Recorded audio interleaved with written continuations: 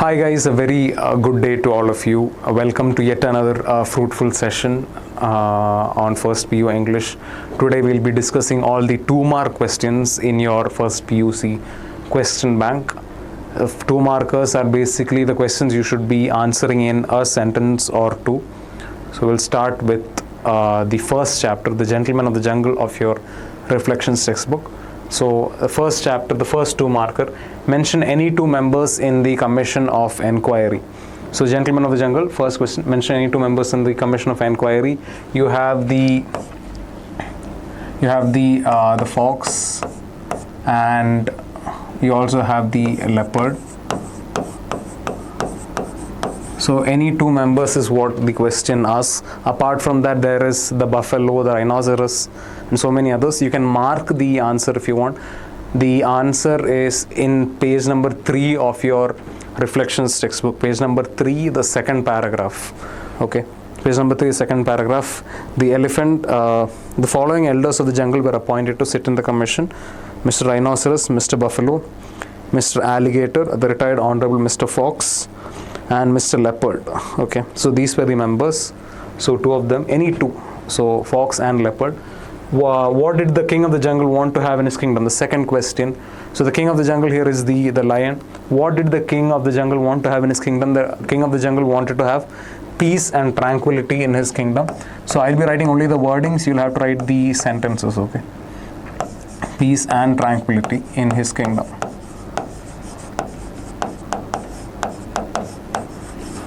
Lion wanted to have peace and tranquility in his kingdom. Third question, who made friendship with the elephant? Why did the elephant approach him on a rainy day? So the man made friendship with the elephant. The answer to the first question, the man made friendship with the elephant. Why did the elephant approach him on a rainy day? The elephant wanted to rest his trunk, okay, in the man's hut. Rest his trunk in the man's hut. The elephant wanted to rest his trunk in the man's hut. Fourth question, who had a little hut at the edge of the forest? Who approached him for a favor on a rainy day? So again, the man had a little hut at the edge of the forest. The elephant approached him on a rainy day. Fifth question, name any 2 jungle lords that occupied the man's hut. So first and foremost, you have the elephant. Apart from the elephant, you also have the rhinoceros.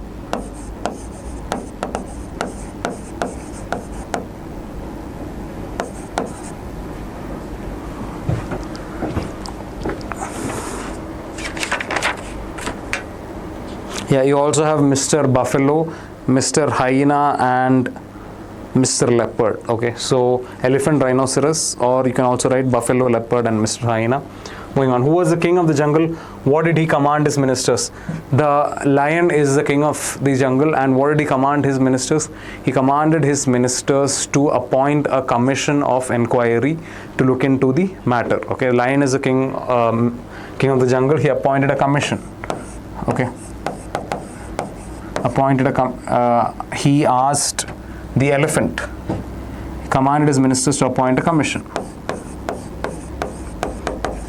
Appoint a commission of enquiry.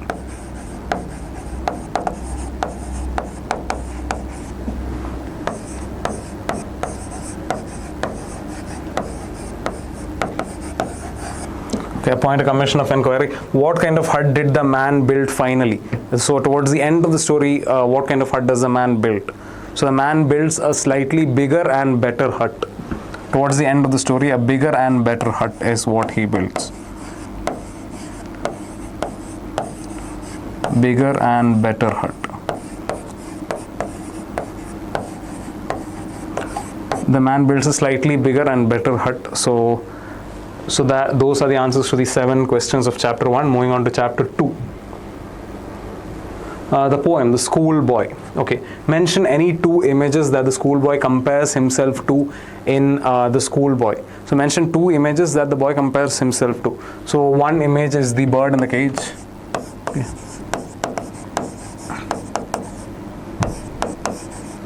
So the bird in the cage is one image. The other is the plant, or the plant with the bud nipped.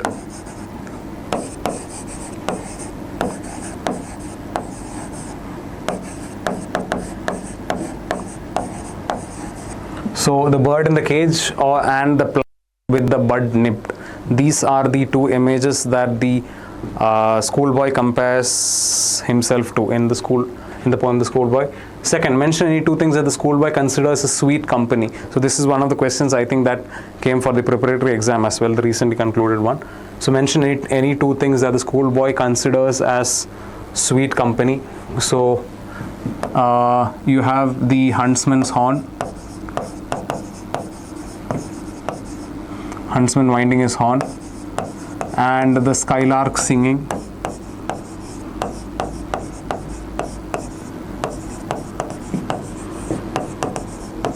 okay, and the birds chirping also. So huntsman's horn, skylark singing, and the birds chirping.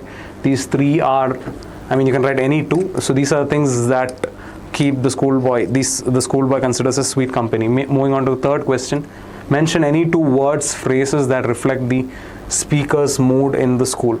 So the two words that most prominently come to mind are sighing and dismay.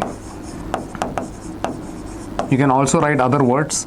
Stanza 2 and stanza 3 of the poem, the writer employs so many words. So the two words that prominently come to mind are sighing and dismay. So these are the two word phrases that reflect the speaker's mood in the school. You can also use other words as well, okay. And yeah, how do the little ones spend the day in school? Again, the same answers, in sighing and dismay.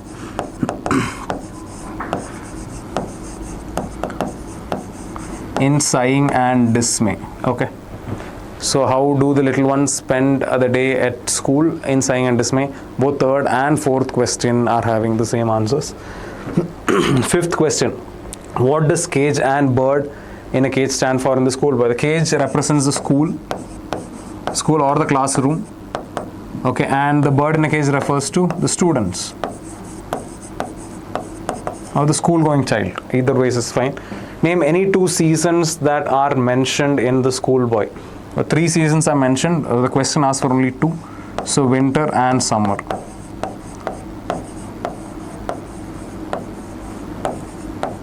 Winter and summer are the two seasons that are mentioned in the schoolboy. Which are the two animate objects of the summer morning in the schoolboy? So the skylark,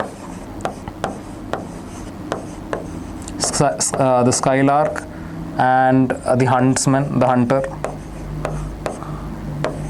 okay, the birds also,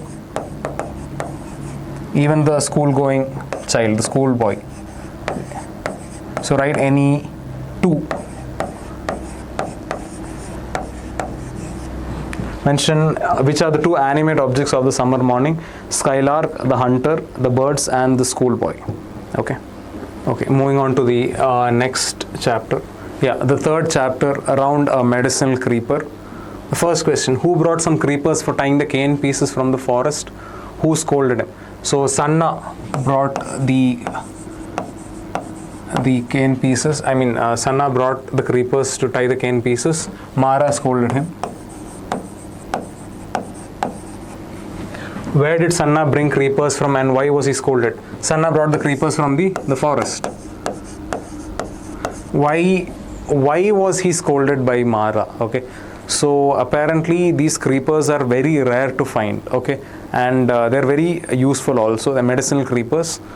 So rather than plucking them, they should be tied to a tree for its easy identification. So what did Sanna do? He very carelessly plucked the creeper instead of tying it to a tree.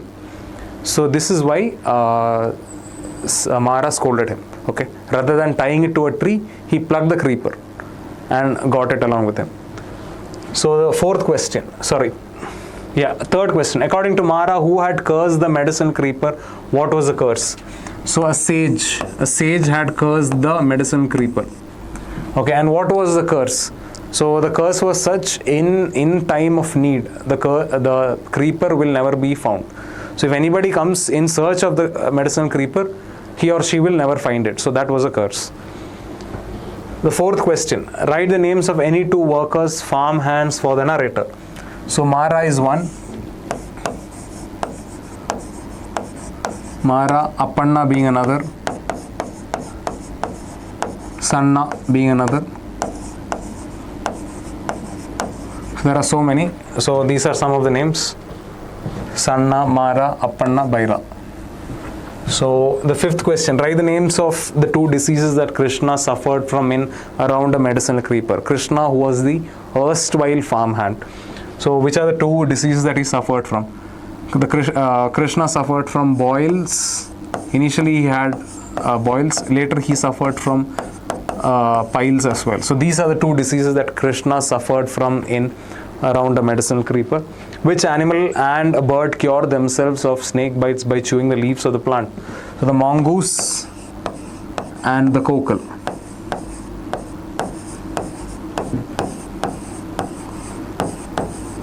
Okay, these are the two, the animal and the bird that chews the leaves of the medicine creeper in order to neutralize the snake bite. Who laid a trap and caught a barking deer in Around a Medicinal Creeper? Mara. Okay, Mara laid a trap and caught the medicinal creeper.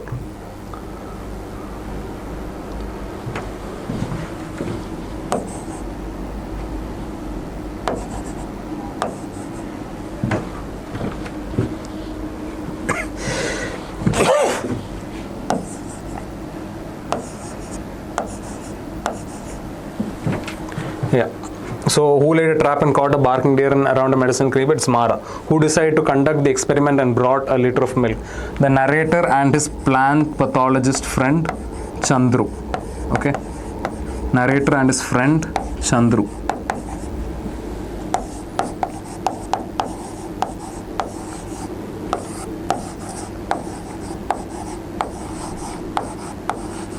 The narrator and his plant pathologist friend Chandru conducted the experiment and brought a liter of milk. Who had got boils all over his body and who had treated him? Again, the same answer. Krishna. Yeah, Krishna is the one who got boils all over his body. And who treated him? It was the Malayali sadhu.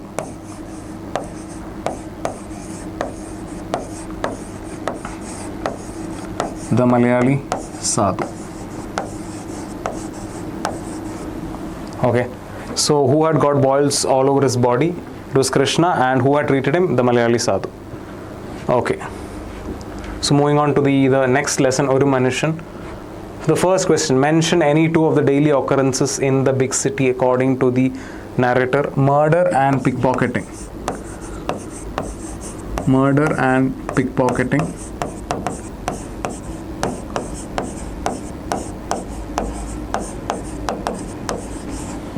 Yeah, where did the narrator stay in the big city? In a very small, dingy room on a dirty street. In a very small, dingy room on a dirty street. The description is very important, okay? Very small, dingy room on a dirty street. When did the narrator teach English to migrant laborers? Between 9:30 to 11 in the night. Between 9:30 to 11 in the night. Okay. Between 9:30 to 11 in the night. Who saved the narrator by paying the bill? How much did he pay? A stranger.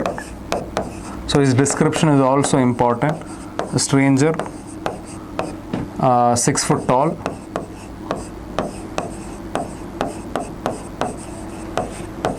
wearing a red turban,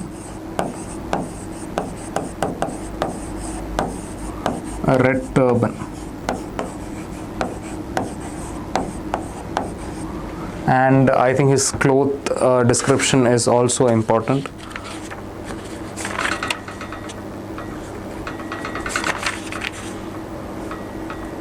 Yeah, a fair complexioned man, 6 foot tall with a red turban and white trousers.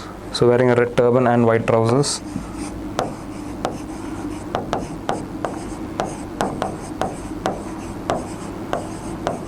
Paid the bill. And how much, what was the amount that he paid? It was 11 annas. 11 annas was the amount that he paid. Okay, so this is your answer. Yeah. Moving on to the fifth chapter, Money Madness, the poem. Mention any two things that should be made free according to the poet, according to speaker in Money Madness: bread, shelter, and fire. Okay, bread, shelter, and fire. So write any two is what they've said. Bread, shelter, and fire are the three things that the poet, the speaker wants. The speaker demands should be made free according to the speaker in Money Madness. What is our madness? What does every individual carry? So, money is our vast collective madness. Okay, money is our vast collective madness. Every individual carries with him a grain of insanity is the answer.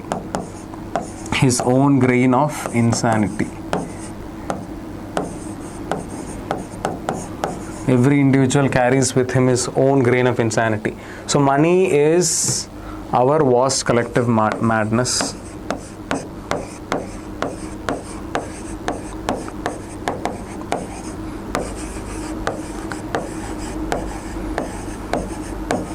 And every individual carries with him his own grain of insanity. How does one feel when he hands out? How does one feel when he hands out £1? So £1, when a person hands out a pound note, he usually has a pang in his heart. Pang is a small pain in the heart. £10 note. So if a person hands out a £10 note, he usually has a real tremor. So the real tremor is when the person hands out a £10 note.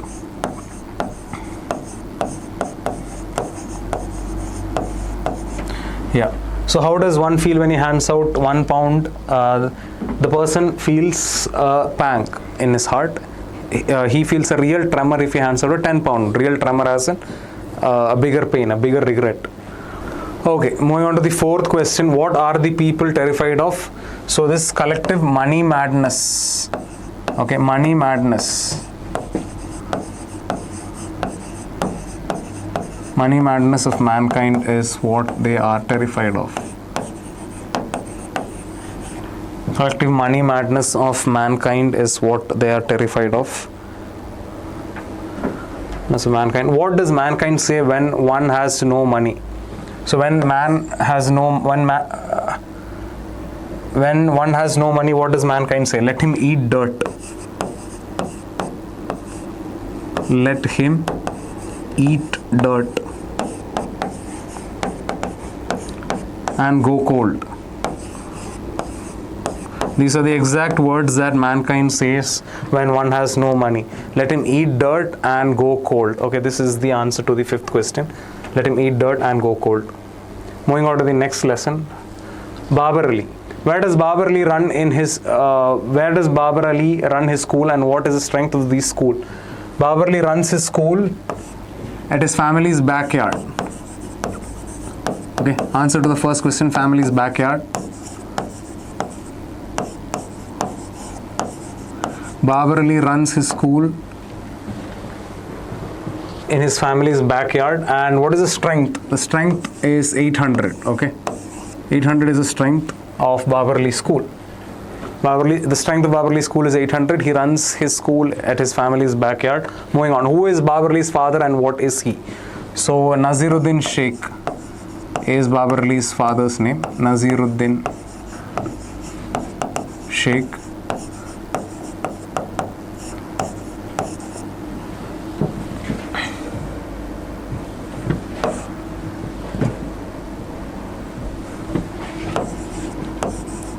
Naziruddin Sheikh is Babar Ali's father, and he is a jute seller, okay, by profession, a jute seller.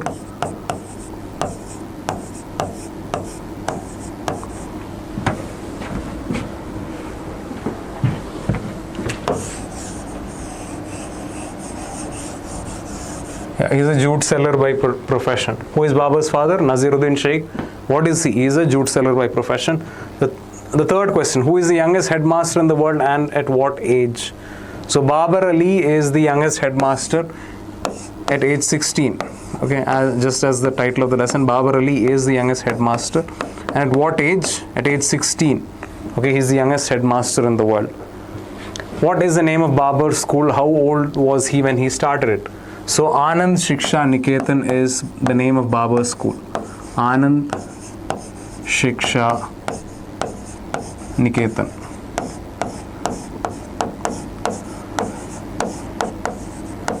Okay, Anand Shiksha Niketan is the name of Baburli school.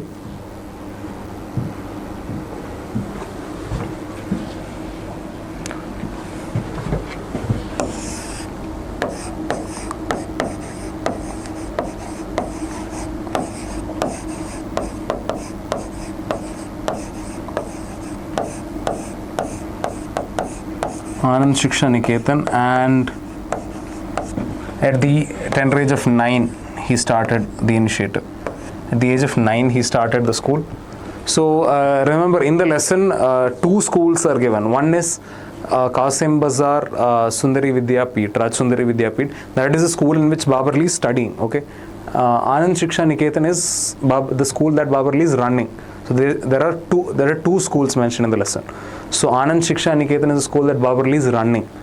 Qasim Bazar Raj Sundari Vidyapit is a school in which he is studying. So do not get confused between the two. Okay, Anand Shiksha Niketan, and he started it at the age of 9. Mention any 2 people who helped Babur's initiative. So you can write his father's name, Naziruddin Sheikh.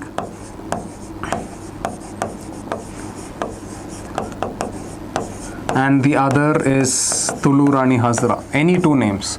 So Tulu Rani Hazra is the other. So these are the 2 names that you can mention. So mention any 2 people who helped Babur's initiative, Naziruddin Sheikh and Tulu Rani Hazra. Okay, how many volunteers teach in Babur's school, and who is the most educated one among them? 9 volunteers. Okay, 9 volunteers teach in Baburli school. And who is the most educated one among them? Debarita Bhattacharya.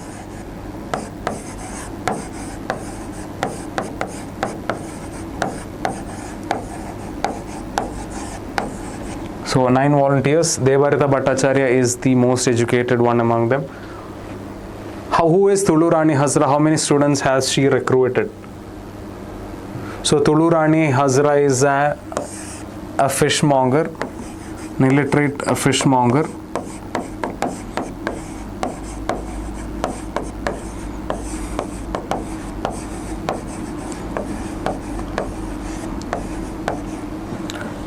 So an illiterate fishmonger in the morning and a crusading educationalist by afternoon, you can write. She has recruited 80 students. She has recruited 80 students.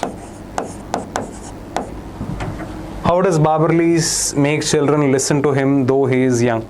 So the answer for that would be by being friends with them. Okay, it's not a direct answer. By being friends with them.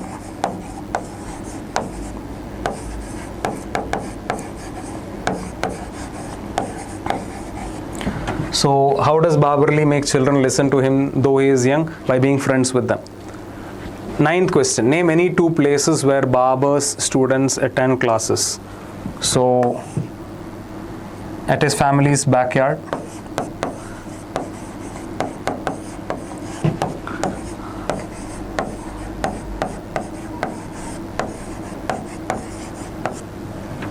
or at his home.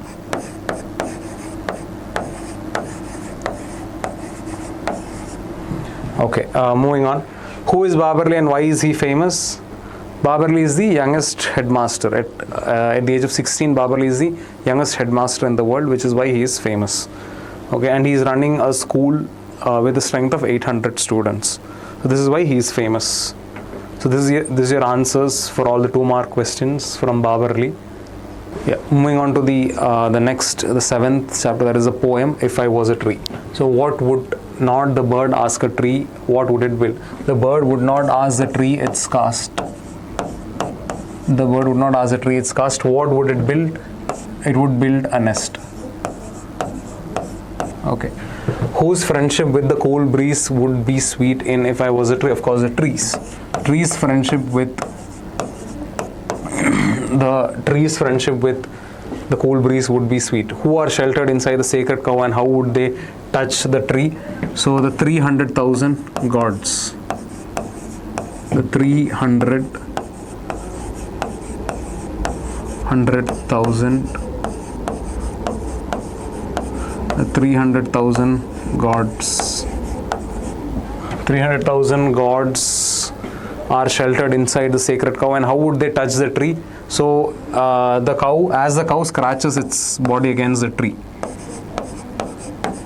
Scratches against the tree.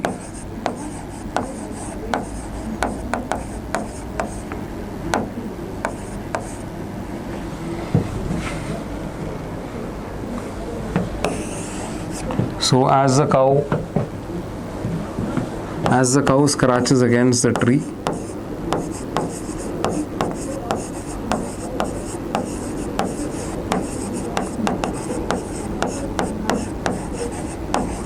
against the bark of the tree, actually, yeah. As the cow scratches its body against the bark of the tree, the 300,000 gods sheltered inside the cow will come in contact with the tree. That way the tree will be blessed. So who are sheltered inside the sacred cow? 300,000 gods are sheltered inside the sacred cow.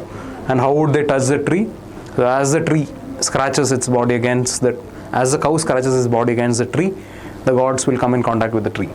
Who would not flee shouting for a bath and when? Mother Earth will not flee shouting for a bath.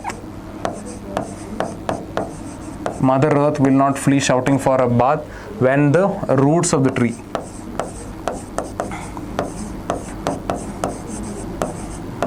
Mother Earth would not flee shouting for a bath when the roots of the tree.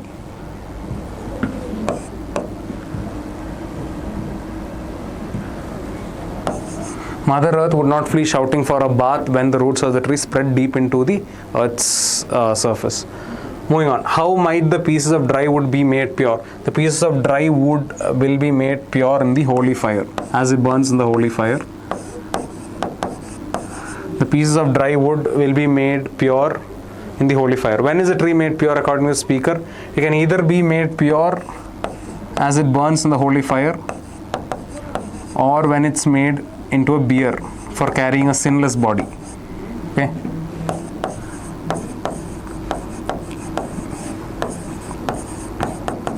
A sinless body. So when is a tree made pure? Either when the pieces of dry wood burns in the holy fire, or if the dry wood is used to make a bier to carry a sinless body. So either of these two ways the tree is made pure. Okay. What becomes a bier for a sinless body? The tree, of course.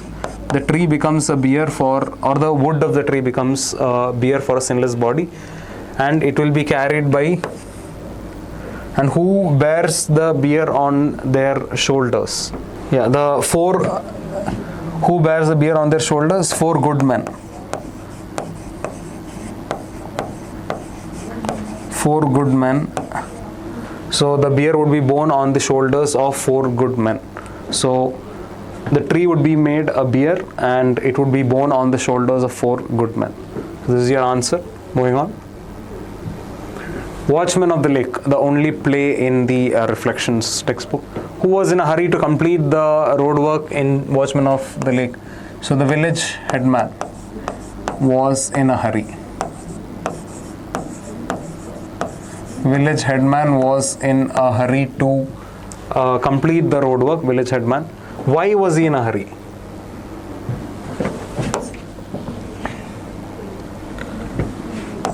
Why was he in a hurry? Because the king would arrive, or the king would go through that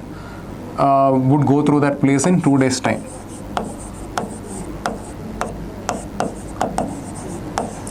So the village headman was in a hurry to complete the road work because the king would arrive, or the king would pass by the village in 2 days' time. According to Mara, who appeared in his dream and what did she say? So the first dream. So the goddess of the lake. The goddess of the lake appeared in his dream. The goddess of the lake appeared in his dream, and what did she tell him? She asked him to tell the king to build a tank. To build a tank.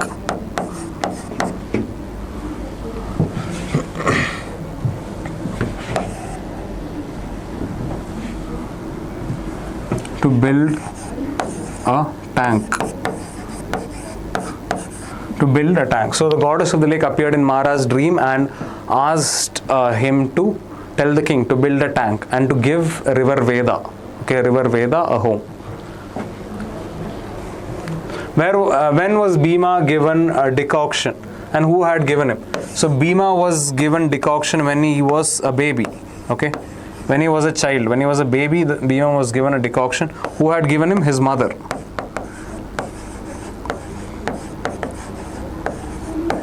So when was Bhima given iron decoction? He was given iron decoction when he was a baby, and who had given it to him? His mother. Yeah, moving on to the fourth question. Where was Mara imprisoned? Who was his jailer? So Mara was thrown into the cellar behind the old temple. Mara was thrown into the cellar behind the old temple. And who was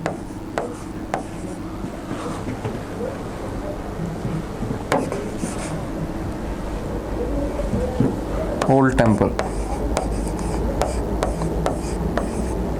And who was his jailer? It was Bhima. Bhima was his jailer.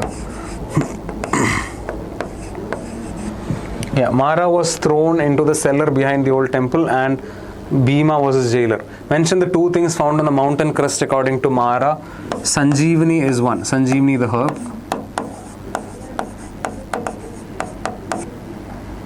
And the other is river Veda.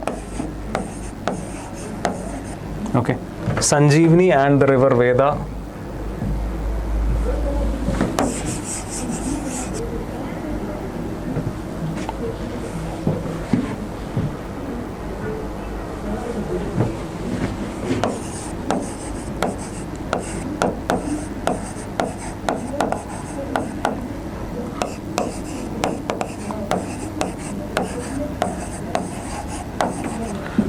Mention the two things found on the mountain crest according to Mara.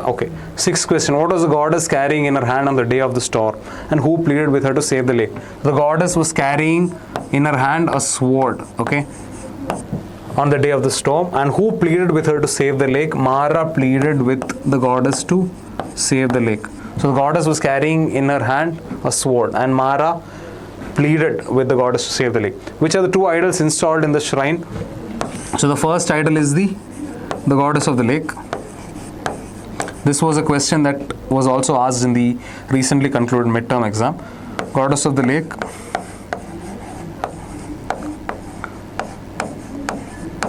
And the other idol is that of Mara, the watchman of the lake. So the two idols are the goddess of the lake and Mara, the watchman of the lake. Who was asked to do Mara's duties? Who was asked to do Mara's duties and who ordered? Yeah.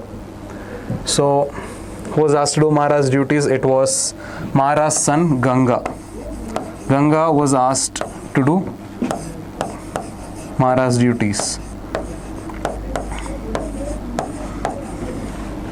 And who ordered it? The king.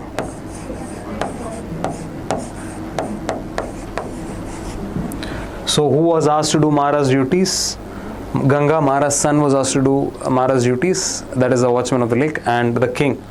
The king ordered Mara to do the duties. Sorry, the king ordered Ganga to do the duties. So this is the answer for the 8th question. Moving on to the next. The 9th. The farmer's wife. So who is referred to as virtuous and poor sinner in the poem? So virtuous is the farmer. The farmer. The poor sinner is the farmer's wife.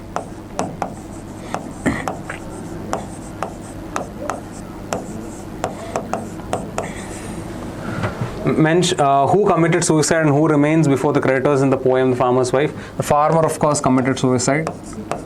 And who remains before the creditors in the poem The Farmer's Wife? The wife and the children. The wife and 4 children.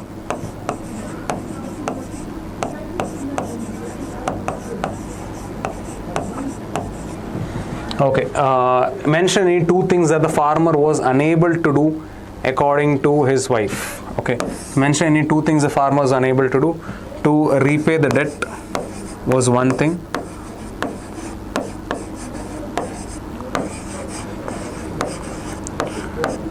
And two.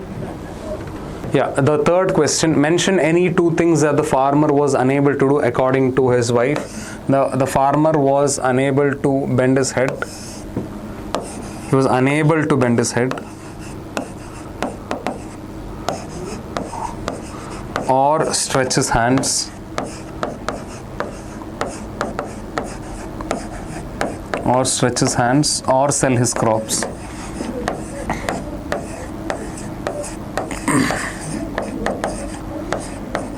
So you can write either of the three, okay?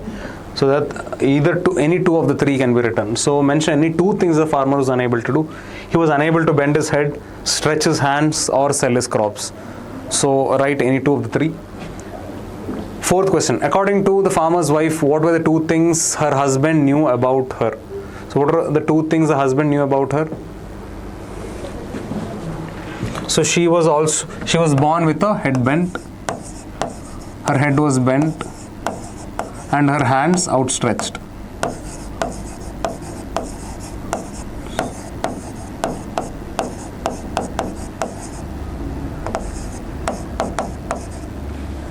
Yeah, she was born with a head bent and her hands outstretched.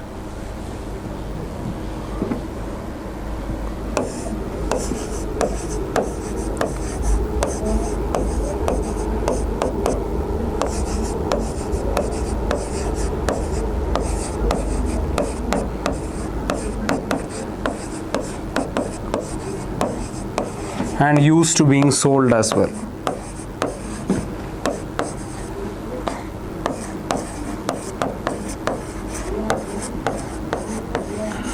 So it's in the poem it's given not unused to being sold, that is double negative, so that it's the same as used to being sold. Okay, so she was born with a head bent, with her hands outstretched, and she was also used to being sold. So this is what the farmer's wife says her husband knew about her. In the poem, the farmer's wife, who found release with poison? The farmer found release with poison, and he poisoned, whose existence was poisoned by it? The wife, the farmer's wife. Okay, the farmer's wife's existence was poisoned. How did the farmer treat his wife while he was drunk? He used to abuse her, he used to revile her, he used to kick her when he was drunk. So he used to kick her when he was drunk. So that is how the farmer used to treat his wife. What happened to the debt and dignity? So the debt remained. The debt remained. And the dignity hit the dust.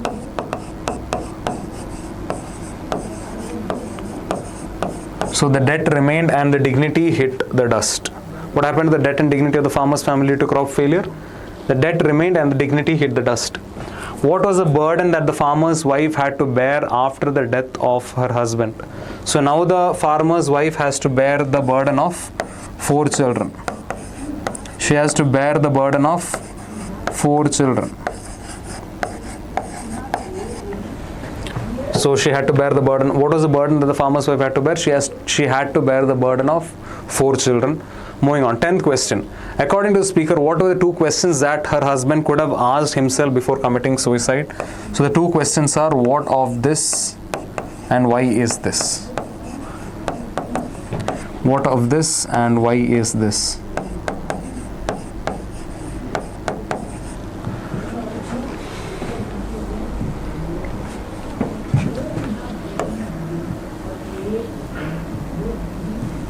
What of this and why is this are the 2 questions that the farmer could have asked himself. What does the farmer's wife want to teach her children? She wants to teach her children to clench a fist. Clench a fist. Okay, clench a fist not merely for a handful of rice. So she wants to teach her kids not to teach his kids to clench a fist. So this is the answers for the 9th chapter, the poem, The Farmer's Wife. Moving on to the 10th chapter. Moving on to the 10th chapter, Frederick Douglass. Where was Frederick Douglass born? The first question, where was Frederick Douglass born? What is the approximate year of his birth? He was born near Easton, Talbot County. Near Easton, Talbot County.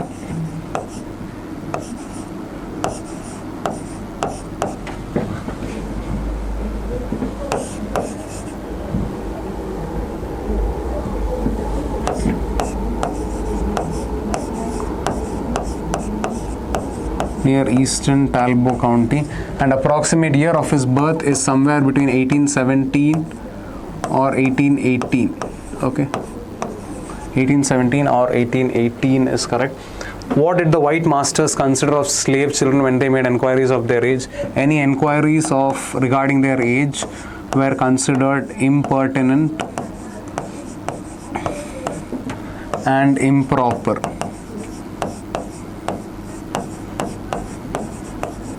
And evidence of a restless spirit.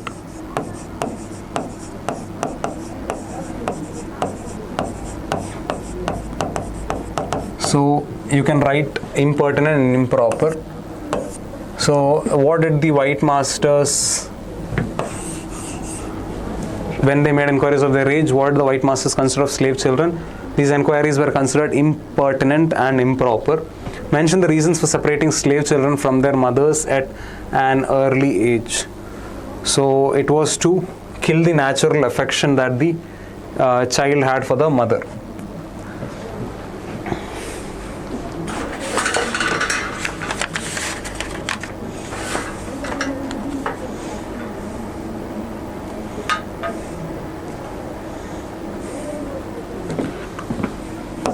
To hinder the development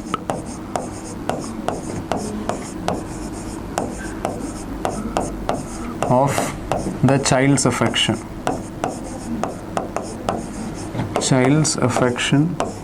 towards the mother. Child's affection towards the mother. So hinder the development of the child's affection. Mention the reasons for separating. To hinder the development of the child's affection towards the mother is the answer. How many times did Frederick see his mother in his life? At what time of the day had he seen her? He did not see her more than 4 or 5 times. 4 or 5 times. And she used to visit him in the night. So the answer to the second part of the question, she used to visit him in the night. Who hired Frederick's mother? So Mr. Stewart hired Frederick's mother. Mr. Stewart hired Frederick's mother. How far was it? About 12 miles from where Frederick Douglass stayed.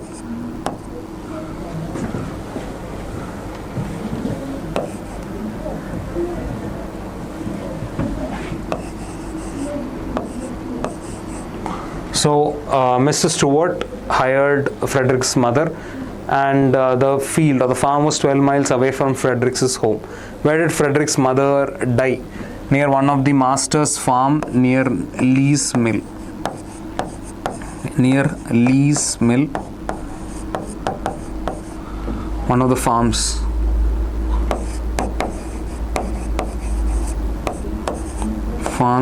One of the farms near one of the farms near Lee's Mill. And how old was he? He was about 7 years old. About 7 years old. Who was the first master of Frederick Douglass? How many farms and slaves did he own? So the first master was Captain Anthony. Captain Anthony. And he owned 2 to 3 farms and about 30 slaves. He owned 2 to 3 farms and about 30 slaves. Mention the 2 things that Mr. Plummer always carried with him. He used to carry with him a cowskin whip and a cudgel. A cowskin whip and a cudgel were the 2 things that he used to carry with him. Yeah, moving on to the 11th chapter, An Old Woman, the poem. What does the old woman want from the speaker? What does she offer to do? The old woman wants a 50 paise coin. And what does she offer to do? She will show him around the horseshoe shrine. She will show the speaker around the horseshoe shrine.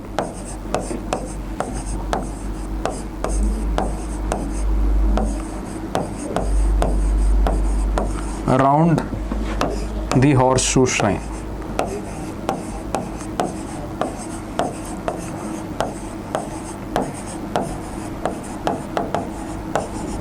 So she will show the speaker around the horseshoe shrine.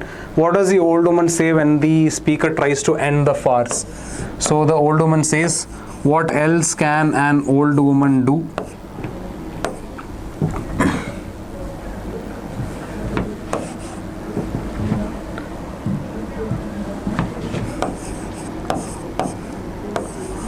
What else can an old woman do?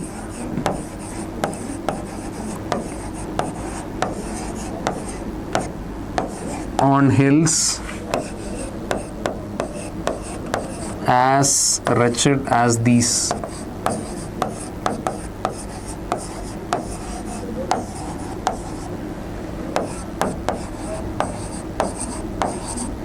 She's asking a question basically. What else can an old woman do on hills as wretched as these? So basically the old woman is trying to ask, I mean, due to her old age, this is the maximum that she can do.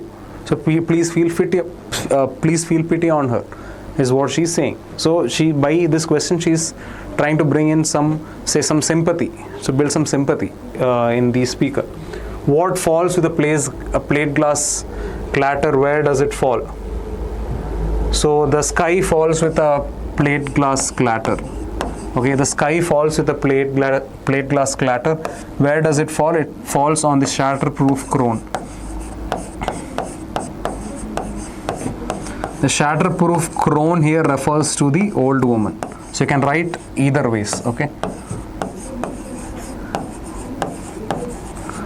So the sky falls with a plate glass clatter on the shatterproof crown or on the old woman. You can write either of the two. So the sky falls with a plate glass clatter on the old woman. Who is reduced to so much small change and in whose hands? So the narrator or the poet. The poet is reduced to so much small change in whose hands? In the old woman's hands. In the old woman's hands. So these are the answers for the 11th chapter, that is An Old Woman. Moving on. Two Gentlemen of Verona. So mention, first question, mention any two jobs that Nicola and Jacopo did in Verona. So they shined shoes,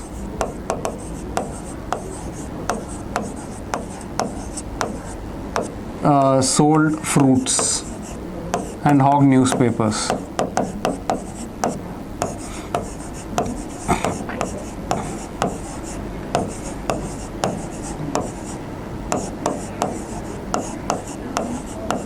So shine shoes, sold fruits or hawk newspapers. According to the narrator, what did the two boys usually eat? So they used to usually eat a humble meal of black bread and figs. They used to usually have a humble meal of black bread and figs. Black bread and figs. Why did Luigi want the narrator not to buy the fruits from the two boys? So he was apprehensive about their appearance. So Luigi judged their appearance.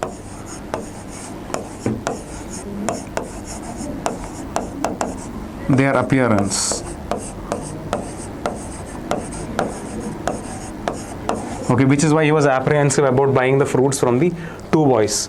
How old were Nicola and Jacopo respectively? Nicola the older was 13. Okay, Nicola the older was 13. Jacopo the younger was 12. So Nicola was 13, Jacopo was 12. What were the two boys waiting for at midnight and why?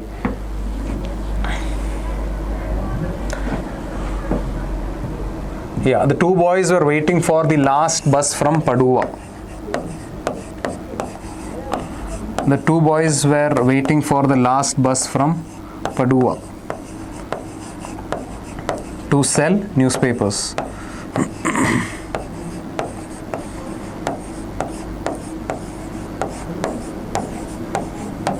So to sell newspapers, the two boys were waiting for the last bus from Padua. Where did the two boys go every Sunday and whom did they meet? The two boys went to Polita. This place called Polita. Do not get confused between the place names. Padua is the place from where the boys were waiting for the bus. Polita is the place where they used to go to. Okay. The two boys used to go every Sunday to this place called Polita to meet their sister, Lucia. Okay. To meet their sister, Lucia. To meet their sister, Lucia,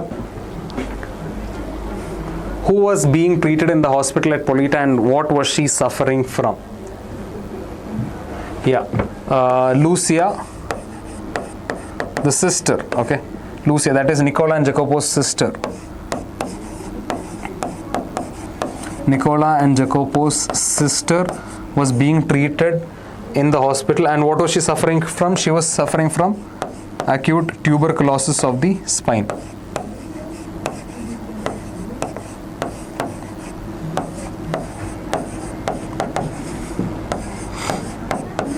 Acute tuberculosis of the spine. Acute tuberculosis of the spine. Yeah, so Lucia, the sister, was suffering from tuberculosis of the spine. Where did the German elite guard establish their headquarters?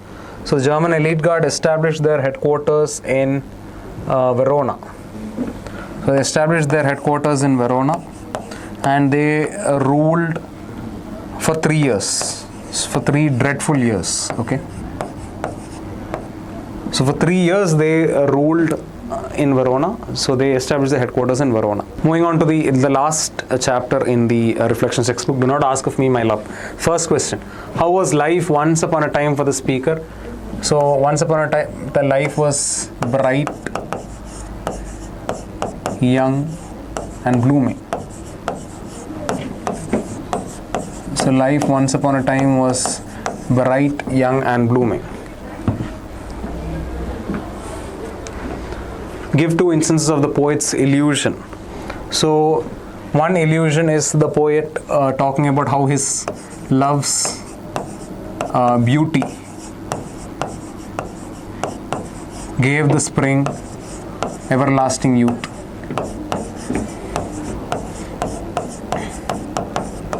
Everlasting youth.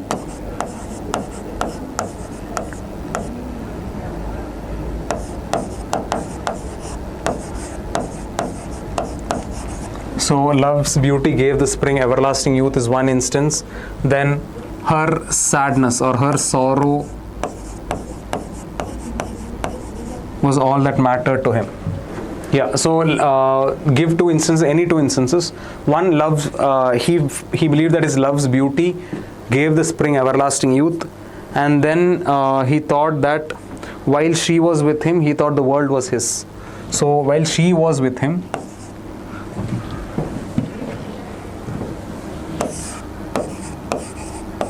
she was with him, he thought the world was his.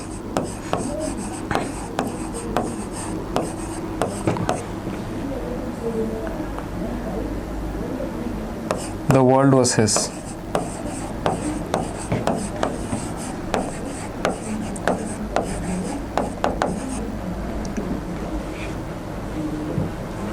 So he thought the world was his. So love's beauty gave the spring everlasting youth, and he also thought that when she was with him, he thought the world was his. So these are 2 instances of poet's illusion. You can also write others, like for example, her happiness was his happiness, her sorrow was his sorrow, some other instances. Mention any 2 images of sorrows presented in the poem. So one instance is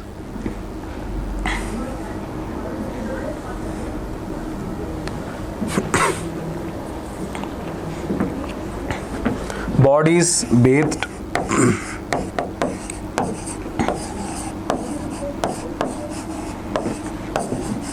smeared with dust,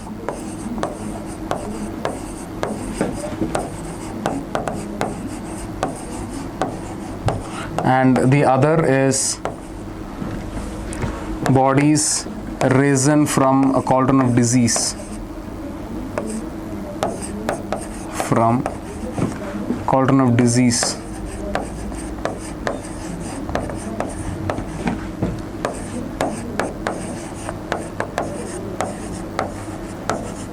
So you can write either of the two or both. Okay. So bodies risen from a cauldron of disease, or bodies bathed or smeared with dust. Yeah. The fourth question: what was more painful than any other pain for the speaker? His love's sorrow. Okay. His love's sorrow was more painful than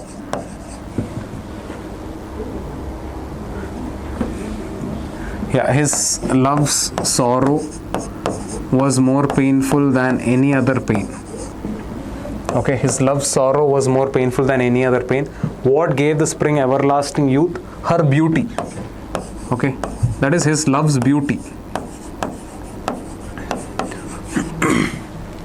So what was more painful than any other pain? His love's sorrow was more painful than any other pain. And what gave the spring everlasting youth?